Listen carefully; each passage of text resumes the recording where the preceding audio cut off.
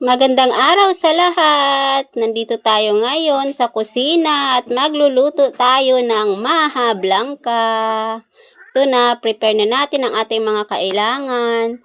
Dalawang condensed pala yan guys ang gamit ko, tapos dalawa ding iba. Tapos yung niyog niyan, tatlong niyog yan guys ang gamit ko dyan ngayon. Tapos, minix ko na yan lahat-lahat bago ko yan isalang sa apoy. Tapos nilagyan ko dyan pala yan ng asukal at may kasama ding cheese.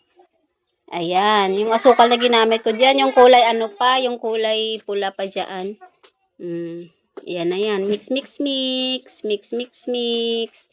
Tapos at dahil gusto ng anak ko dyan na gumawa ng maha blanca, inagaw niya yan, siya ang nagmix dyan. Diba? Tuwang-tuwa pa siya.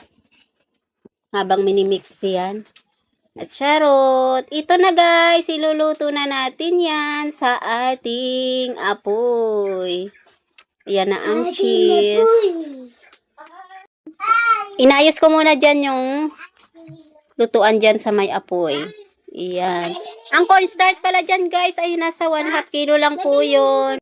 Yes, ang ingredients ng aking maha blanca ay 2 condensed, 2 Alaska na evap, at saka 1/4 na asukal red yung gamit ko dyan, at saka konting cheese. 3 niyog yan, yung piniga namin, yung niyog na fresh yung ginawa namin para mas masarap.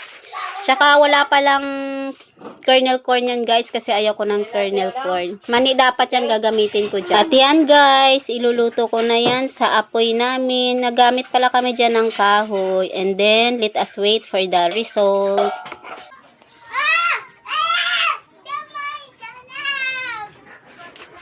Ito na guys, luto na ang ating maha blanca without kernel corn. Enjoy!